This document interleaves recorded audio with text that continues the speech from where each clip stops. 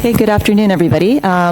Welcome to this talk, which is organized by the Center for Comparative and Public Law and the Human Rights Hub in the faculty.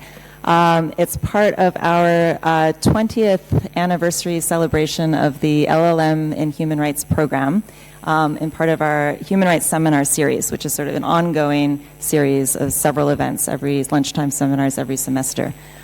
I'm very excited to welcome and to introduce our speaker today, Professor Sharon Hom. She's no stranger to the faculty. She's taught on the Human Rights program for the last couple of years, and she's also kind of a celebrity now, I think, in in Hong Kong. So she really doesn't need much introduction, and I also don't want to take too much time away from her since we only have an hour today. But she is, just very briefly, she's the Executive Director of Human Rights in China, an NGO which aims to promote fundamental rights and freedoms.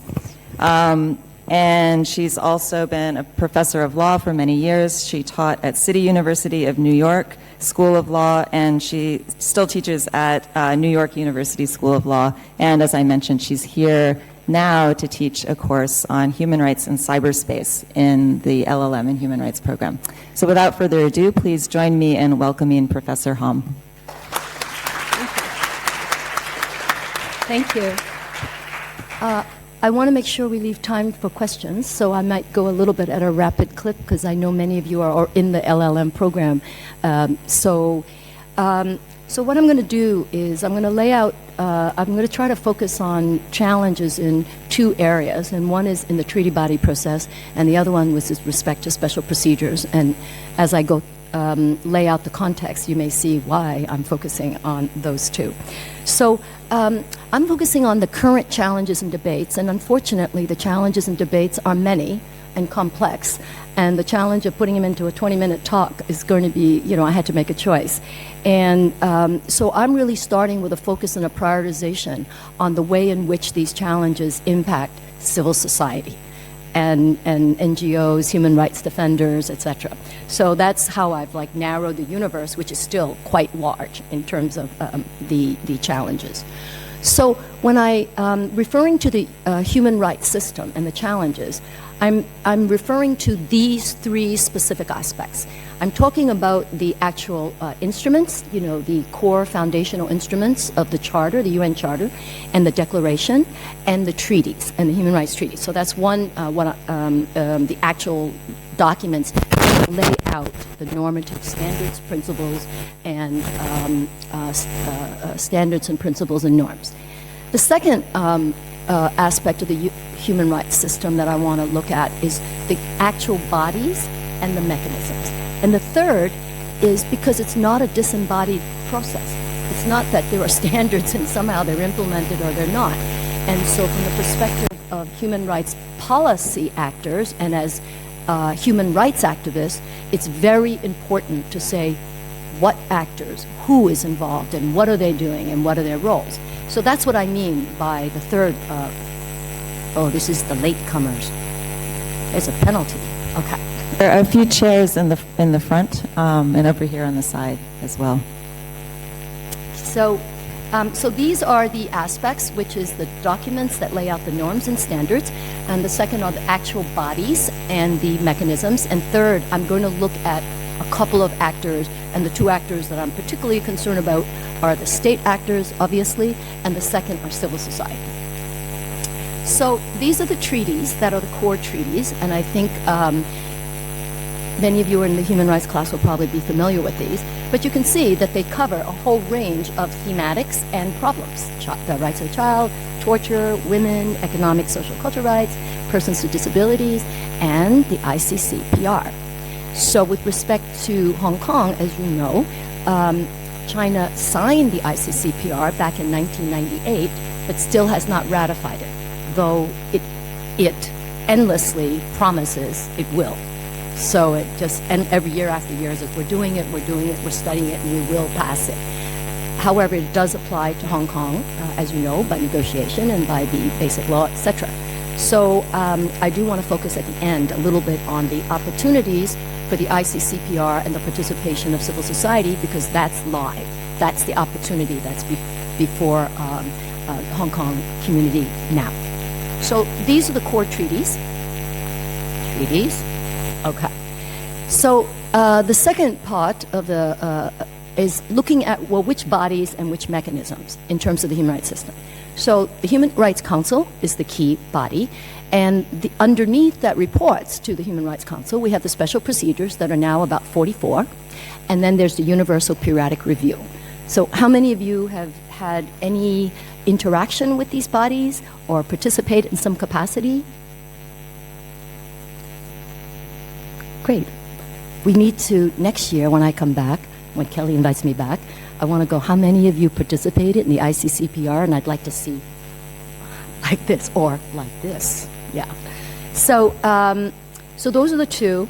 And the challenges that I'm focusing on today are related to the treaty bodies under this, what we call TBS, Treaty Body Strengthening Process.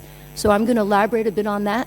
And the second aspect is the attacks on the special procedures and where those attacks are coming from and what kind of issues it raises. So there were so many challenges, institutional, structural, resources, compliance, I could go on. But I'm going to really just look at the treaty body strengthening process and what we really see as a concerted effort to undermine the effectiveness of the special procedures. This is a coordinated effort by certain states. And the Office of the High Commissioner is the main human rights body. The High Commissioner has the broad mandate to promote and protect human rights globally. And the Secretariat supports the High Commissioner, and the Secretariat supports the treaty bodies. So when you submit an ICCPR report or input, it goes to the Secretariat and they prepare the briefing books, etc., for the state under review. So this is the universe, and I'm not going to talk too much about UPR, but I'm focusing on, as I said, the special procedures and the treaty bodies. Okay, this is, I don't know if you can see it. It's, you don't need to see all of it. But what I just want to highlight here is that these key human rights mechanisms is the last column. For every one of these mechanisms, there are opportunities that are very important for civil society participation. And you look at the last column, so for like the council, you can attend, you can monitor, you can organize side events, you can lobby the members of the council. If we look at the treaty bodies down, you see you can submit reports, you can do other inputs. The key opportunity now on the ICCPR is because the Hong Kong SAR government has submitted its report, which kicks off the cycle for the 4th round. And the immediate thing now is an opportunity to submit input into the LOIs, the list of issues. So anyone can do that. You can do it as a class, you can do it as a clinic, you can do it, anyone can do that. And what that will do is that the Human Rights Committee, which oversees and monitors the implementation of the ICCPR in Hong Kong, they will look at all the submissions of questions and they will choose probably 35, and they will pick them. And then they will give them to the Hong Kong SAR government and say, in advance of your review, we would like additional information on these LOIs, this list of questions. The government must respond before its review. So you can see those responses, right? Some of you had asked, we've been doing some workshops this week, and had asked, should we do our submission now, or should we wait for the list of issues? And I think it's 6 of one, half a dozen of the other. You get different things. If you wait for the list of issues, those are the issues that the review will focus on when Hong Kong is reviewed. If you try to go uphill and say, okay, they didn't raise it in the issue, you're going to have to wedge it in. You have to somehow convince the experts, you know, that they didn't raise it, but somehow they're going to have to raise it, and then usually you'll get some protests from the state under review that that wasn't in the scope, right? So I wanted to point out, because that's a really important opportunity, given somewhat limited public consultation on the SAR report. So I think this is the opportunity to put in a more diverse, more comprehensive, more meaningful civil society input into Hong Kong's upcoming 4th review. So I wanted to make a plug for that. As I said, I am really focusing from the perspective of civil society, and this is from the former UN Secretary General, and if leaders do not listen to their people, they will hear from them in the streets, the squares, or as we see far too often on the battlefield. There is a better way. More participation, more democracy, more engagement and openness, and that means maximum space for civil society.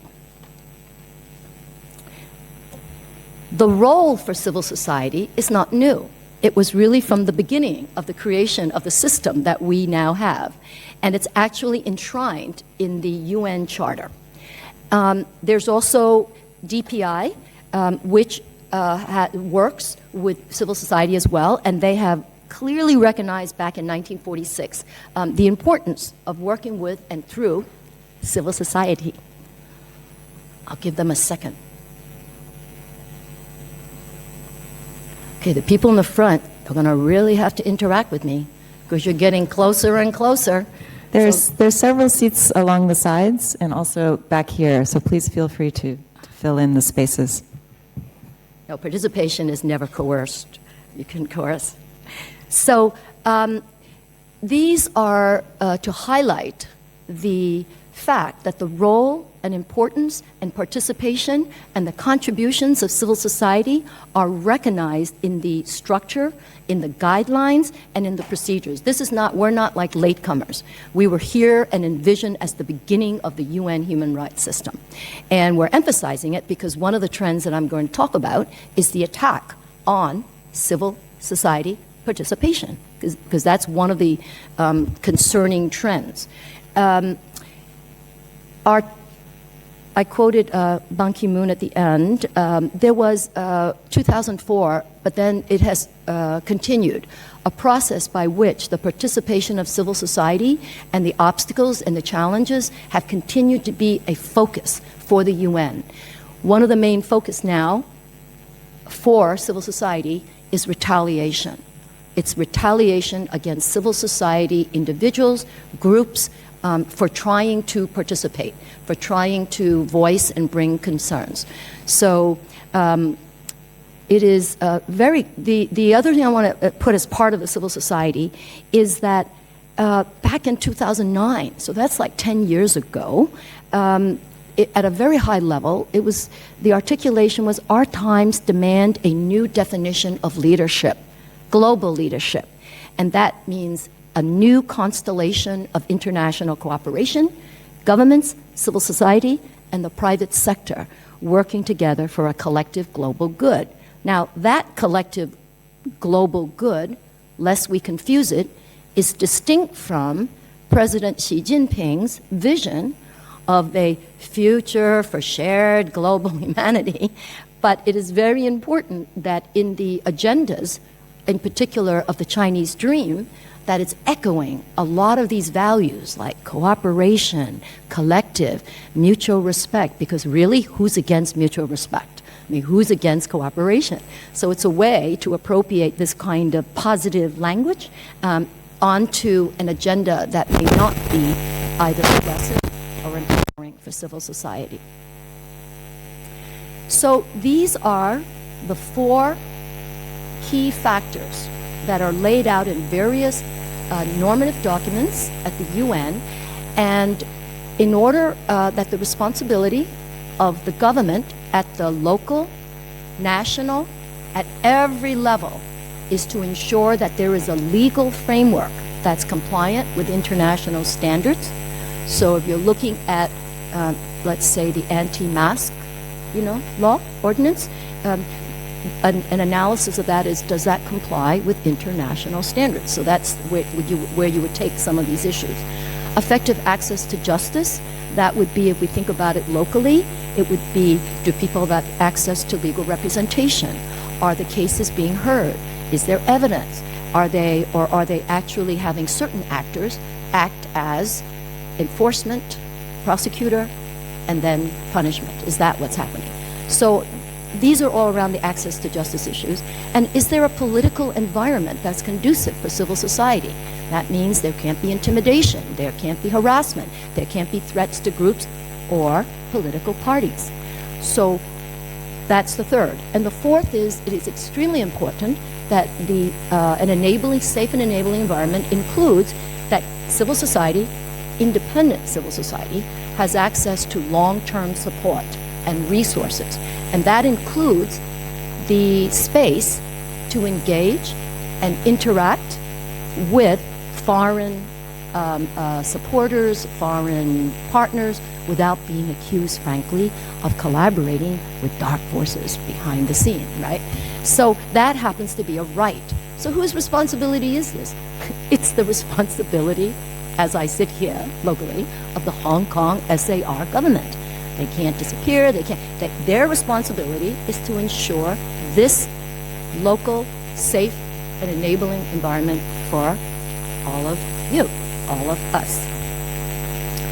So let me talk about the treaty body strengthening process. So let me go into the two trends, and then we can then open up and have some discussion. So for short, TBS is the strengthening process. What happened is, as the key treaties were signed and the expert bodies were created to monitor each state party that has signed on to and ratified those treaties, it became more and more and more difficult, and the whole system created these kinds of challenges. So what do they include? A backlog, so that once you sign a treaty, one of the obligations is to report on progress, on challenges, your efforts to be inclusive of civil society, consultation, etc. The other part of the treaty body is that they can also accept individual communications, not all of them. They had to have the competency and accept it. And then urgent actions. They can also accept urgent actions. But the problem with insufficient compliance by states, for example, is out of 197 states in the UN, only 34 were fully compliant with their reporting obligations. That's not too good, you know? So that was one of the major problems, because they just felt like, even if, let's say, the SCR government submitted its report, the backlog means they don't get calendared until the next round, and by then we've got new developments. So backlog was an incredibly big problem structurally and procedurally for the system, and this generated this whole conversation. So it's backlog, it's insufficient compliance, and then the third big challenge that the TBS process tried to address is that all of the committees, the Torture Committee, the Rights of the Child, Persons with Disabilities, the Human Rights Committee, had different methods of work. So if you were engaging with them, you have to wait till you get the guidelines from that committee. They also have different rules. So they were operating in fairly diverse. So this was viewed as a challenge. And so the big term there was harmonization. So there was a large push, and that carries really bad resonances. You can harmonize up, having standards that are inclusive and participatory. You can harmonize down. So it could be all the same, but it's pretty not good. So these are challenges that have been going on for some time, and since 1988. And so since 1988, there were 4 major initiatives that were intended to enhance the effectiveness of the treaty body system. And you'll see these are the 4 major initiatives, which then produced these major proposals. One that I'll say was widely hated was the former High Commissioner Louise Arbour's for one unified standing treaty body. It's like one ring shall rule them all, And there was lots of resistance because it didn't make sense. That how could that be efficient? Where on this planet are you going to find 18 or 23 experts on rights of the child, on women, on gender, on torture, and so forth? So creating this Uber, treaty body, didn't seem to make sense, except that they said there'll be one body, and that was supposedly efficient. So what happened is that this is the resolution we hear over and over. there were two main resolutions that kicked off this process. And one is 68-268, and the other one is 73-162. And I wanted to focus on this as one of the challenges because 2020 is around the corner. And the outcome of this process is going to have a concrete, practical, normative impact on the treaty body system. Why is it important? Because unlike the Human Rights Council, which is state-centric, state-controlled, and the treaty bodies are independent experts. So the outcome of the TBS process and the big review that's coming up in 2020 is going to shape how we maintain an independent expert treaty body system. This is extremely important. So there were two parts of the review. Every 2 years since, the UN Secretary General has to give what is called a biennial status report. All of those are on the website, and you can see. And then an overall review, and this is a contested term, an overall review of the effectiveness of the measures taken. So what many of the concerns of civil society are is, really, is that the criteria for measuring the treaty body system? So when they say effectiveness, they really mean effectiveness. Sorry, because I can't see far and I can't see close. And now I have to see close so I can see the statistics. Okay. So this is, now I can't see you, but you're all now a very romantic blur. Okay. So what they mean by effectiveness is something like this. There are targets for the reviews. They must review 2.5 reports per week, which I can't comprehend because it's like half a country. I have no idea. Anyway, it's 2.5. So then they want to know not only the number of reviews, but the amount of time they spend on the reviews, and they set up a whole list of calculating meeting time and et cetera. So a lot of the report is giving a quantitative, effective assessment of indicators. And so you'll see, like, of the 10 treaty bodies, 8 have received, 297.5 registered, So a lot of the conversation with the civil society consultations, that, including many that we've participated in, is we've been pushing back. And we've been saying the criteria is not effectiveness, even though it's in the resolution. We're saying in carrying out the resolution, it's not effectiveness, it's not efficiency, it's effectiveness. Now, I slid back from that a little bit and I said, okay, it's efficiency, but if it doesn't produce meaningful human rights results, it's not efficient either. So I'm talking about kind of not quantitative efficiency, I'm talking about a longer substance. So we've done that, and there's many international INGOs, NGOs like us who only focus on one area. We've all been trying to push back. Then there is an initiative that was led by the Geneva Academy of Academics, and they produced the report, which we had participated in some of the consultation. We feel is highly problematic, but I leave that to you, and for another time you can take a look at it. It just shows you their narrowness of thinking, because I taught law for 18 years, but then the last almost 18, I've been running a human rights NGO. So when they did the academic consultation, I suddenly became no longer an academic. They said, well, we can't invite Professor Hom. She runs a human rights NGO. But I am a tenured professor of law. I published books and articles, but somehow I became someone else. And there was some pressure saying, she still kind of is who she is, and they go, oh, not really, So I did participate in those consultations, but here's the rub. Since I was no longer a full-time academic, I didn't get the same speaking time, and et cetera, et cetera. So the activists, suddenly I had like less speaking time. All that meant I have to speak faster. That's all there is to it. So all of this fed this process underway, and the report they produced really feeds and supports the efficiency model. The civil society folks are trying to make sure that we come up with metrics meaningful metrics to talk about human rights progress. And there are. And it's not the amount of time. It's, for example, how many recommendations did the state adopt, right?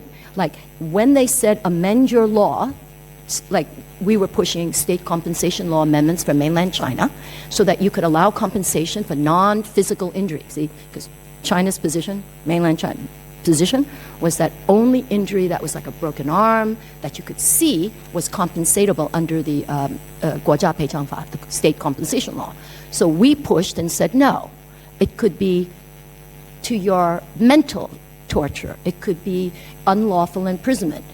They amended the law in 2010. It took quite a bit of years of lobbying. So that's a metric.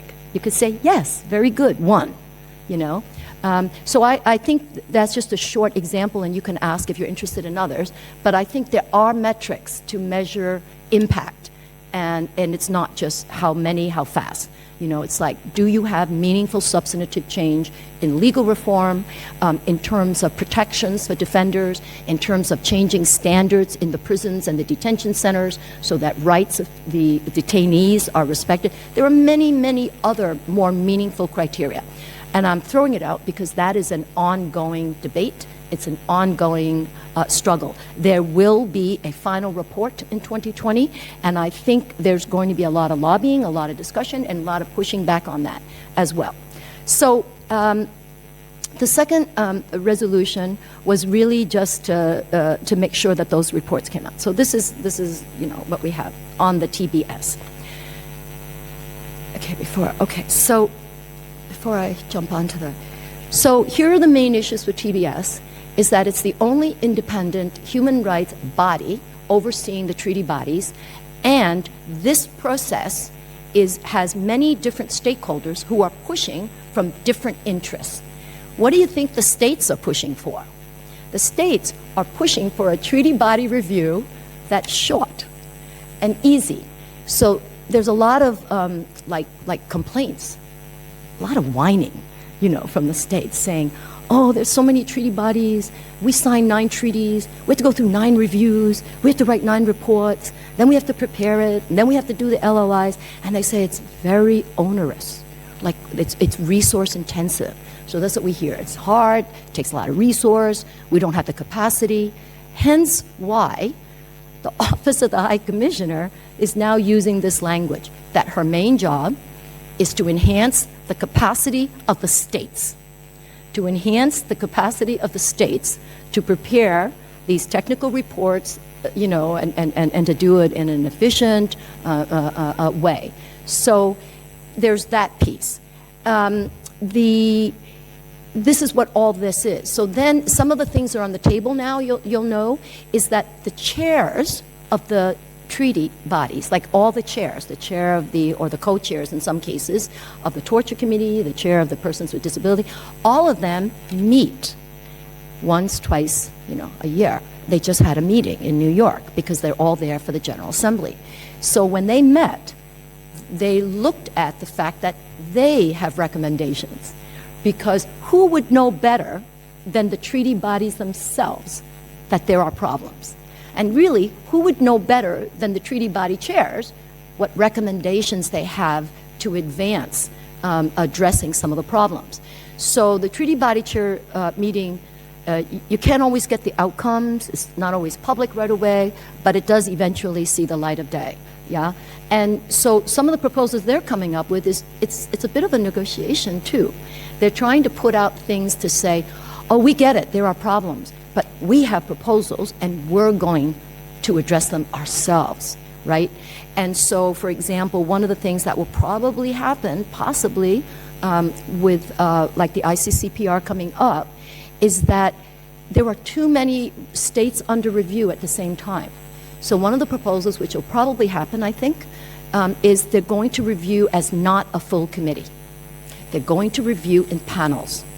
So when the ICCPR comes up, instead of the full committee reviewing and having the interactive dialogue with the PRC delegation, of which the Hong Kong is, it comes through Hong Kong and then Hong Kong is part of that, is it'll be panels, because another panel may be reviewing the report of another state. However, if they review in panels, it still comes back to the full committee. So in effect, it's like the panel will draft a report, and then they'll have to sell it to the rest of the members, and then it has to be adopted. It cannot pass by just the panel. So there will be, we're monitoring that. We have some concerns.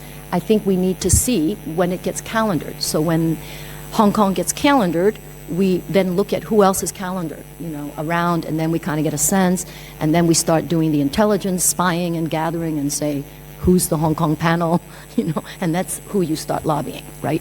And who's the rapporteur, who's going to write the Hong Kong SAR report, and that's your lobbying target, yeah? You're not supposed to lobby the reporter, but that's, of course, what we have to do. So that's all part of the TBS. The other big issue, it's not big, but I think it's quite practical, is right now, if you go on the website, all of the reviews are live webcast. So you don't need to go to Geneva to watch what's going on, tweet it, a comment on it. You can actually do it inside of your class. You can have a big viewing here, watch it live, Aside for the time difference, you can actually follow it. So certain governments, who will go unnamed, that begins with P, yeah, with 3 letters, actually have been leading groups to say we shouldn't be live webcasting. And unfortunately, the funding for it was going to end this December. So there's a whole issue about where is the money going to come from. And because it's all arranged by the Secretariat. Even when there was money, for example, they don't even have to fight that fight, is that there are 2 main buildings in Geneva. One is the Palais Wilson, and one is the Palais des Nations, which is the big one that you see, yeah? So because the Palais Wilson is quite old, some of the rooms cannot do live webcasting just because it's quite old and the facilities aren't that good. So what happens is certain governments have to decide. Do we have it at the Palais Nation, which is big, which means many, many, many civil society groups can come into the room because the room is much bigger, but it also can webcast? Or do you try to fight for your review, behind the scenes, to be held at the Palais Wilson, which is a beautiful building, but may not be able to be webcast, and the rooms are smaller. And the Chinese, the PRC delegations for every single one of the treaty bodies, which have membership of 18 to 23, they bring delegations between 90, 95, over 100 to fit into a room that's perhaps half the size of this. So you can imagine how cozy we all are, except that the NGOs can't get into the room because the delegation gets in first, right? So we've done different things, like get there early, try to take the seats, then get kicked out because then they come in, all this stuff, yeah. So that's always a logistics kind of behind the scenes battle, like where is it going to happen, and is it going to be in this room or that room, and and webcasting. But that affects, it sounds so practical and ludicrous, but it affects the transparency and the access and the effectiveness of the review. You either have everybody in the world can watch it, or you're in a little closed room where only the people in the room can watch it. So needless to say, we have advocated, along with many other NGOs, that it must stay open and there must be, funding for it. Now, one of the major states that donate to the Office of the High Commissioner, who do we think it is? Begins with P, and it has 3 letters. And so that state has been very proud at the Human Rights Council. When it makes its initial state intervention, it will announce how much money they have donated to the Office of the High Commissioner. So they'll say, we're very happy to announce that we will be donating 800,000, la, la, la, la. And since the UN and the Secretariat in particular are really resource-strapped, really, really, really understaffed, under-resourced for everything, that's really significant. And so one of the issues that's structural around this, a bigger issue, is preserving the independence of the High Commissioner's office. But they staff the treaty bodies. So we need to preserve the independence, and it can't be pay to play. It cannot be who pays the bill gets to call the shots. And unfortunately, there have been, inappropriate pressure from governments to the High Commissioner's office for certain positions. And that is something that civil society has been pointing out. And one of our jobs is to protect the independence of the office and issue statements and, and say this is inappropriate. So I'm pointing out why the TBS is so important is it's not just about the process. It's about real things like funding, like resources. So I made a proposal that everybody laughed at one consultation. I thought it was like really good, And I said, we go to Bill Gates, the Gates Foundation, and all we need is like 20 or 25 million to carry it through for quite some time. And I said, for goodness sakes, that's lunch money for him, so why can't he just donate it? And then it's good because it contributes to knowledge, education, all the stuff he's about. But basically I got laughed out of the room. So if any of you know Bill Gates and have a direct link to him, do see me. Do come up and see me privately after the talk. I've got a good offer for you, okay? So that's the main, I think, of the TBS. The other thing, how did that happen? Okay. The other very big trend, which we really don't have time to get into, so I want to signal it, is in 1948 in the late and 49, when the system was established, a specific policy choice was made to take the real, serious institutions, like what? The Security Council, like the General Assembly. And they were going to put them in the city that really mattered, New York. Where was the Poor Human Rights Commission going to go, which is the predecessor to the Human Rights Council? We're going to put it out in Geneva, like Geneva, way out there. And over the decades, what has happened, and this is where it's all coming to the fore, is that the marginalization, the silo, that if you try to bring a human rights issue, let's say in conflict zones, Syria, all that, and say there are human rights dimensions, of refugee problems, conflict, counterterrorism, a lot of these issues, you try to raise the human rights issues, and you actually hear, until recently, they say, that's a human rights issue. It belongs in Human Rights Council, right? But a very interesting move is underway, and it's quite complex and it's political as well. And that is when the US government said, the Human Rights Council doesn't work. We're leaving. And they did all these threats, and we're leaving if it doesn't get better, and then it didn't get better, so they left. And we were actually in the room at the council the day we were waiting for the announcement that they were going to leave, because the US delegations, what do they call that? The desk, had an empty seat, so it was waiting for the ambassador to the UN. This was in Geneva. And we were all waiting.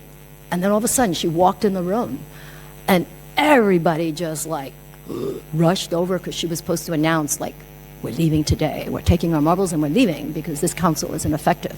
So she went through a whole blah, blah, blah, and which was really, if this doesn't improve, we're leaving. And then she left, and then we said, okay, this is what we've been hearing for the threat. And then they left. Then they actually left. The problem with the US government leaving, and I won't talk about the current US government because time would not allow that. We would need days, weeks, months, So when the US government left, the mistake was people thought they left. They did not leave. Because at the council, even if you're no longer a member state, you can show up, which is what they did. So they show up and they just don't vote because they left. So they don't vote, which is kind of ludicrous. If you're going to be there, you might as well vote. No, now they're there as observer states. Every member of the UN can sit in and at the Human Rights Council. And the difference is they don't vote and they get different speaking time. And except if it's a right of reply or something like that. But basically the procedure is you get less airtime. So they stayed, yeah. So the issue then is like, then what's happened? Because actually the U.S. was a lead sled dog. The U.S. led some of the major important resolutions because no other member state on the council dared to do it. They just wouldn't stand up. They just wouldn't do it.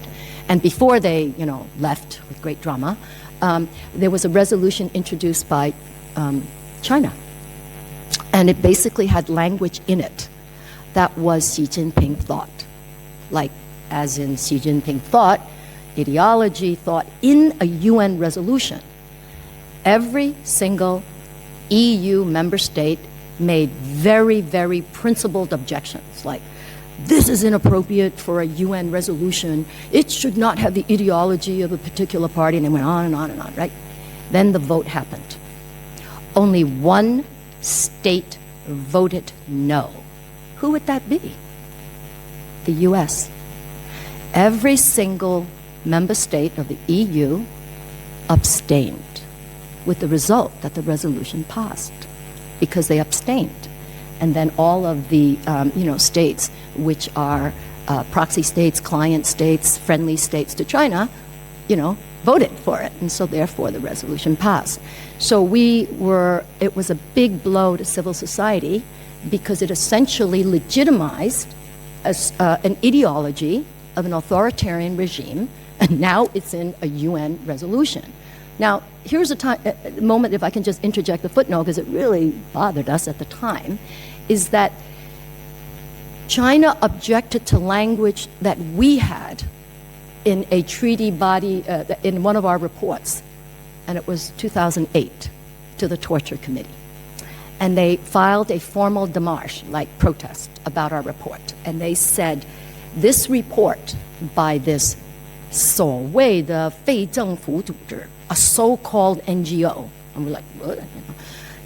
That's using language that is completely inappropriate in a UN NGO report. So what language would that be? Okay, this was the language they didn't like. They said, 所谓的 so-called, it sounds so much worse in Chinese. They said, it's like the so-called 1989年民主运动, the 1989 democracy movement. This is not appropriate because there was no 1989 democracy movement. Okay. The second language they wanted was, they felt should be excised and deleted, was 镇压, the crackdown. There was no crackdown.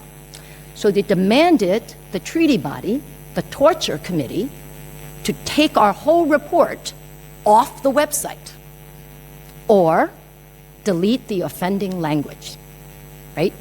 So the treaty bodies, which are independent. This is an example of why it's so important to preserve the independence of the treaty bodies. They do and preserve the independence, and it's not voted by states. And they took the position that our language was not offensive, and it was just our language, and NGOs can do what we want. And they said, no, the report stays. So there was a lot of anger and all this stuff, but the report stayed. So this is the how you say, double standard, like we can't use certain language, but they can use language that I think is offensive, to international standards. But there you are. Yeah. So that's just a way to just emphasize that how important it is to preserve the treaty bodies. Okay. This is the former High Commissioner, Prince Said, and he is quite different from the current, and I think the current High Commissioner requires all of us to do a lot more work to help her, encourage her to do her job, which is the human rights part, and that the main constituency is civil society, not states. So there's a lot of work to be done. I think we have on our website, we've been writing her letters.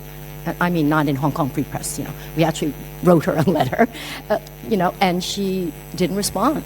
So we released it, with a, just to say, we're really concerned that you're not doing your job, etc. But this, I think, is really important as the last thing I want to say about, civil society. The determination and civil society actors bring me, and perhaps bring to you, a sense of humility and a feeling of great and powerful debt that's being owed, and the will to continue working. for the equal and inalienable rights of every human being. And that's Centennial. So I'd like to kind of missing slides. Okay, so that's the last slide. But let me say something about the special procedures. So that's the main trend of the treaty bodies, and related to the treaty bodies is that the U.S., having left Geneva, is leading a major shift to say human rights needs to be brought into New York. That's how they talk about it, like bring it into New York. And where would it go in New York? It's the General Assembly, and specifically the Third Committee. So you can watch this online, that when the Third Committee meets, they are webcasts, and the agenda on the Third Committee has been these bringing human rights issues, how do we integrate it, how do we mainstream it, a lot of these is now a very live debate that's going on. And civil society in New York, we're doing a lot around that. Briefing of the governments, getting them, particularly the governments who sit on the Third Committee. There's a lot of live lobbying happening now. Why should it go to New York? The sense is that many of the major decisions that are being made structurally are going to be made in the Third Committee or recommended out of Third Committee in New York to be reviewed by the General Assembly. So the procedures that we talked about, the special procedures or the treaty bodies, they report to the Human Rights Committee, but then they report. It all then goes to New York. So recently, just before I left the States, all the special procedures, all those special rapporteurs were in New York, including the rapporteurs who issued the joint statement on Hong Kong. How many of you have heard about the joint statement? Oh my gosh, okay, this requires reading glasses. Okay, so they were all in New York, which meant we also had an opportunity to talk to them directly and face to face. So in June, when in Hong Kong, when the mass demonstrations resulted in, or the police violence and the escalation, a number of, including, frankly, HKU students, worked on a submission, and other civil society groups in Hong Kong assembled a lot of the evidence of what was happening with police violence or violence by police, as well as non-state actors, the triads. So, and they submitted it to 4 procedures, to 4 of the rapporteurs. And that would be the, how come I don't have it? We have copies.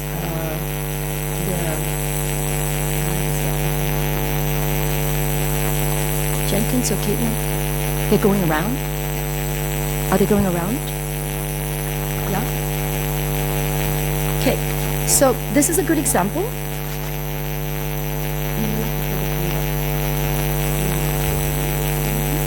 Sorry. Okay. Not yet, because then they're going to read it and they won't listen to me.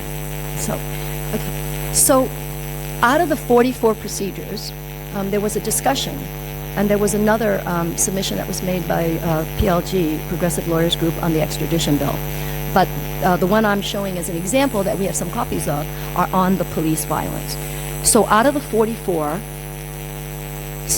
special procedures, the rapporteurs, 4 were selected. And it went to the special rapporteur on freedom of expression, freedom of peaceful assembly and association, situation of human rights defenders, and the special rapporteur on torture.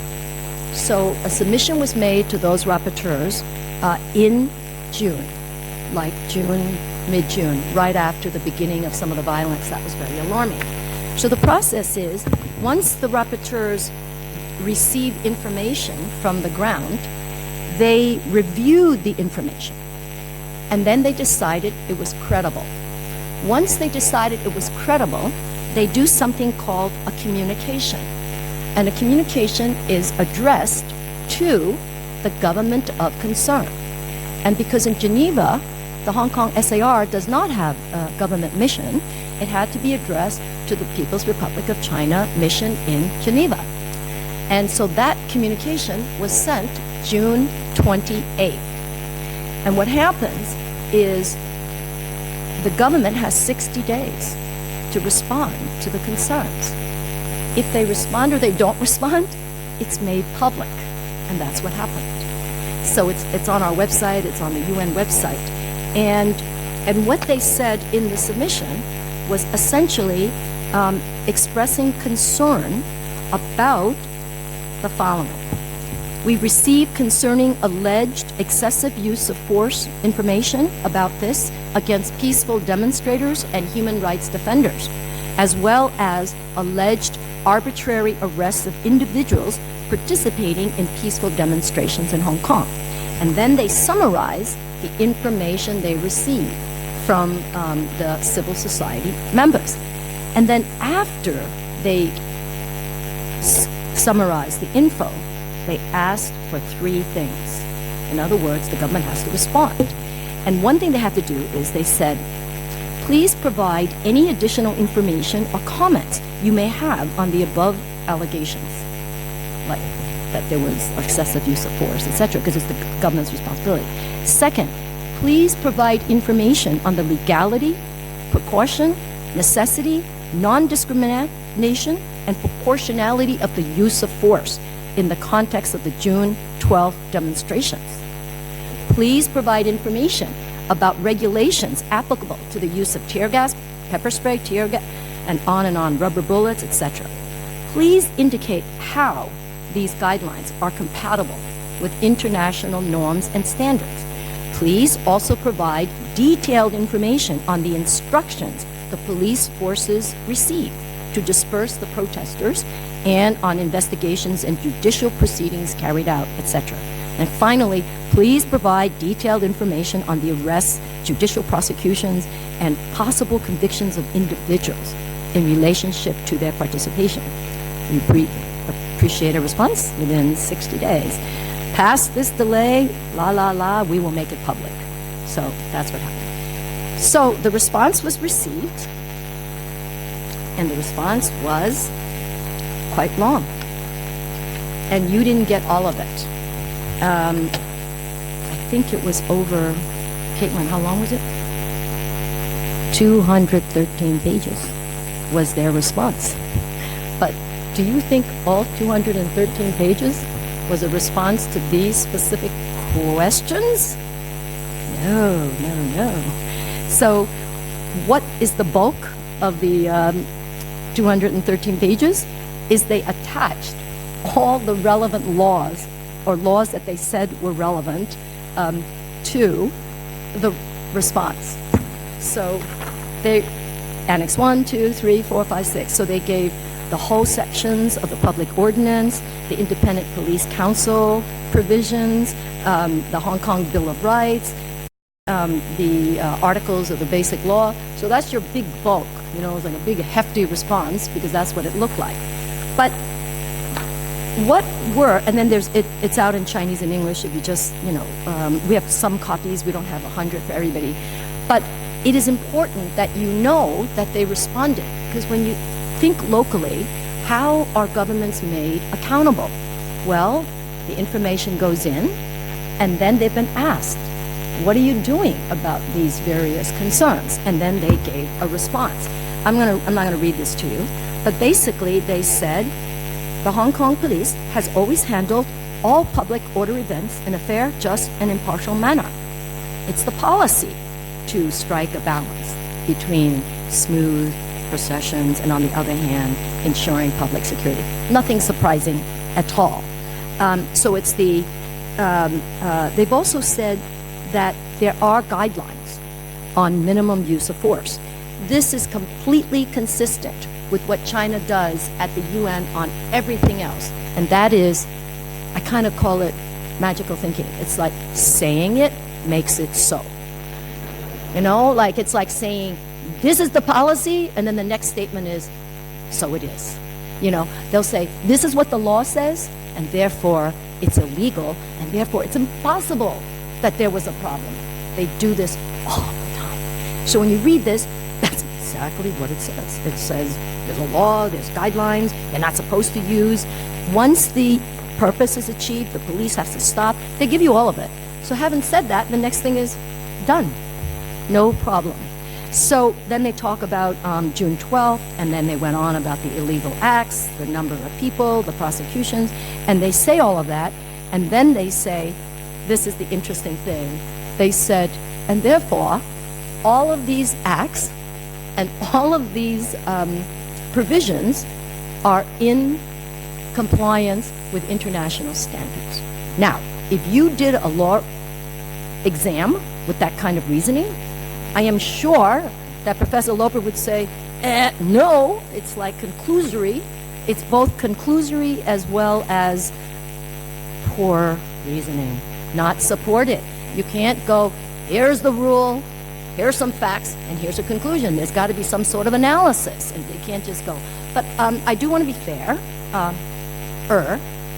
is that 18 years ago when I started doing the lobbying at the UN, and submitted, on individual cases and stuff, the response we get, because we're the submitter, we get the response. I'm not kidding. They used to be 3 or 4 lines. It was like a paragraph, And I said, this is the response? This is like ridiculous. Then after a few years, they got longer, 2, 3 pages. But then they would be citing all the laws. They would say, this is the law, this is, they would just actually go on and on. Oh my God, is it 1:30? Is that clock fast? Oh my God, I am so sorry. I was going to suggest, if you don't mind, somebody should have controlled her. if you don't mind running over a little bit, and if I will people stop can, those of right you who there. have to go, please feel free to go. No, I am so sorry. It was right in front of me too. No, where's my staff? They were supposed to go like this. Like nobody. They just didn't go. It's like, The moderator was also too enraptured. you have to go. I am so sorry. I'm just going to say that those are the main things. The challenges are great. There's real opportunity for you to do something and for us to do something. And this is why I don't think it's a hopeless situation. Some questions. We can take maybe a few at one time, and then I can answer them as one block. Yeah, if you don't mind going over a little bit, is that I don't. I'm okay? just feeling terribly. I'm so a few questions. Why don't we take Why don't we 3 take that? questions, Yeah, and then I can then do and then Sharon can respond, and then we'll probably have to close. So, do that. I'm so terrible. Okay. one here. You need to press the button. And it Thank you. glows. I'd like to hear more about your views on how we can engage with the High Commissioner for Human Rights or the Deputy High Commissioner for Human Rights. So, for example, given there's such broad interest in Hong Kong, and if we are going to Geneva next year for the list of issues of the Human Rights Committee, what can we do? Shall we try to secure meetings with them, and what exact demands can we ask? Thank you. Okay. Can we get a bunch, and then I can just put them all together?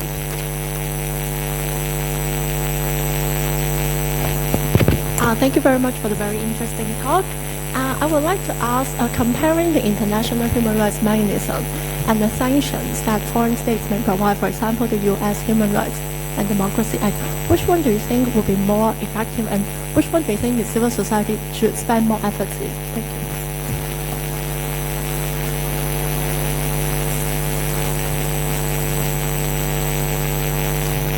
So I want to pick up on the last point that you were elaborating. So given that we participate in these processes and the reports, and the state party comes back with this very broad response which doesn't really address the question, and we have inbuilt follow-up cycles which we try to use, but despite all of that, it's a dance, and it's very incoherent because it always misses the mark. So it's very frustrating because at a certain level you really don't expect to get the answer that you need. And so within that framework, what hope is there for the mechanisms to really deliver on this notion of state accountability within the UN mechanism? How about one more question? Any? Oh. No? Okay. Just 3? Gonna wear you out? Okay.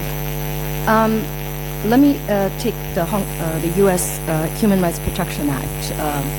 So I think that when the human rights situation and challenges here in Hong Kong, as well as frankly everywhere in the world, are complex.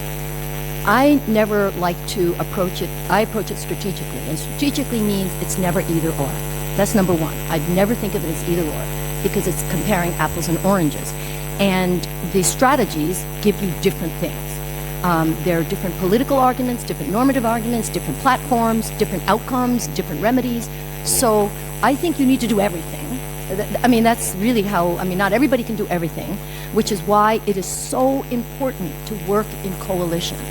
And to work in coalition with other civil society groups. So like Hong Kong, we have copies, for example. My team and I, Caitlin Schultz and I, just coming back from Taipei, and that was a congress of 1 week of the International League for Human Rights. That's 192 leagues from all over the world, Latin America, etc., Africa, Europe, and they passed as a Congress an urgent resolution unanimously supporting Hong Kong. So what that does is really important. In other words, I've been talking about the UN. I've been talking about the role of civil society. But there's another platform, and that is a civil society platform among ourselves, without, begging states to come save us or do anything. There is another platform, and it's regional, and it's international. And that's what is really important. Build that other platform, because I think the history of the world has shown that most social movements, it didn't succeed or have progress because the governments decided, hey, let's give them more democracy, let's do this. It always came bottom up, and then there were other convergences. So that's one about the U.S. Human Rights Protection Act. Now, if you're talking about the Protection Act, that's in my view, it's an example of a bilateral strategy. So that's like the Hong Kong delegation that just went abroad, and they lobbied Germany, and they lobbied the U.S., they lobbied the Canadians. That's an example of a bilateral strategy. So what's the lever? What's the hook? That means that they lobby them. It's through that government's domestic legislation, and it's through that government's engagement with China. So if you're lobbying them, the U.S. is now engaged with China on the U.S. trade issues. So you're trying to leverage those disputes bilaterally, and you're trying to get them to do something. But what makes that, that's challenging too. That's not a, smooth road, because all the European countries, like the UK, right now is having major Brexit headaches, Then you have most of the other European states are having major issues about refugees and migrants, rise of authoritarianism, rise of this nationalism. So they're dealing with their own domestic issues as well. So when you go the bilateral, you have another layer of policy concerns by your lobbying target. But I do think it's very, very important. If you're talking about the Human Rights Protection Act, I had some questions about it, because it's about enforcement and the political will to enforce it.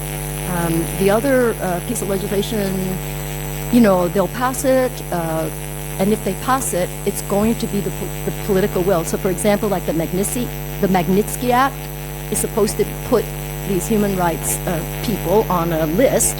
Do you know how many's on that list from China? So I suspect there are more than one. That should be subject to the sanctions. So I think getting more legislation is useful. Everything's useful, but I think we should also look at the enforcement of existing legislation. And legislation is it's only as useful as it's used. And it's only going to be used by lobbying, by people monitoring and saying, why aren't we putting more on the list? Why are we not, doing the sanctions? So I think there's a lot of that. The other one that's wending its way has to do with prohibition of sale of police enforcement, tear gas, etc., to Hong Kong SAR. In my view, that's an example of legislation that makes everybody feel good, sound like it's going to do something, but where are they buying the tear gas from? Do you think if the U.S. doesn't sell it, they're not going to get it closer to home, like across the water, Or if you miss that opportunity, next year in May is the annual police exhibition in Beijing. And all of the arms dealers and everything are going to be there selling their goods. So, I'm sure there are other places to buy the stuff. Okay, so I think it's important to do bilateral, multilateral, and then adding to bilateral, multilateral is don't be captured by a state-centric vision of human rights. That's what I would like to say. Don't be captured by it. States are the primary actors, but don't be captured by it because there's a lot we can do that doesn't have to be only them. The mechanisms is where I think, like, that's why I focused on the mechanisms that are not state captured. It's because the Human Rights Council is more or less like the foxes guarding the hen house. You know, it's kind of this horse trading. You be nice to me, I'll be nice to you. You don't vote anything nasty for me, we won't vote bad against you. So there's a lot of that horse trading. So why I chose to focus, you know, on the trends and where we need to defend the system and the integrity and the effectiveness of the system are in the independent expert. So that's the procedures, the rapporteurs, and the treaty bodies. Engagement with the High Commissioner. Okay, we'll turn off the video, and you didn't hear it here. If you try to engage the High Commissioner, you're not going to get, like, right to the top. So if you try to send anything to the High Commissioner, the first thing that will happen is it will go to the desk. What desk? The China desk. And the China desk, who happens to be a very competent, committed, and particularly concerned about Hong Kong and defenders, and he's really good, he's really that. So he's got to go through the whole thing first. Then he's got to work it through a very, very onerous internal process, right? So that the engagement is not that you go to Geneva and say, hey, I'd like a meeting with the High Commissioner. It's just, I'm not sure if she's done it this month, but as of last month, she hasn't met with human rights defenders, which is kind of outrageous. Right? And if she tries to, I think that there are certain governments who will complain and get all upset. Okay, so this is what I suggest about engagement with the High Commissioner. We tried it, and we thought it was a good route. That is, we write a direct letter. We express our concerns. We urge her to take certain actions. And we knew we couldn't get a response because it couldn't make it through the system. And we knew why. So then we released the letter and we made a comment on it. And guess what? It then got some action. So I think it's important to do it diplomatically by giving her an opportunity to respond to your concerns, like send it in, but then give a fair amount of time. I wouldn't recommend 60 days. You know, I think we did 2 weeks, you know, but that was fair. And then make it public, like actually lobby and pressure her directly, publicly, to say you need to do more. So I think that's the engagement with the High Commissioner as her. But that's separate from all of the, and you really work through the staff. So when I said treaty bodies, they all have staff. And most of the staff are really, really good. They're really committed. And they're the ones you engage with. They're the ones you talk to. They're the ones you send more information to. Okay, hope for the mechanisms. I think that if you care about making a difference here or anywhere in the world on any issue or the social movement, if you want to wait for the perfect mechanism, the perfect platform, and the perfect process, we're going to be nowhere. And those of us who are working in the field, like right in the trenches, we really feel we don't have that luxury to talk theoretically about a better mechanism. So what our job is to work in an imperfect world with an imperfect system with flawed procedures and try to A, use as much as we can of that system, and B, defend what we need to defend of that system, and C, improve the system. Because if someone comes up and there's another international human rights international system we're not aware of, that would be great. But this is the best we've got right now. So that's why I think the hope for the mechanism, it's not is there hope. We look at it from the perspective of you make it useful. You make it useful. You make it effective. It's not is it effective. We have to, that's for the academics who are doing research, et cetera, et cetera. But I think from the policy practitioner, human rights practitioner level, I think our job is to make it work. Did I answer everything? Thank you, Sharon, for that. That was an excellent overview of the... Thank you. Yeah. Sorry I went on that long. We have copies of the...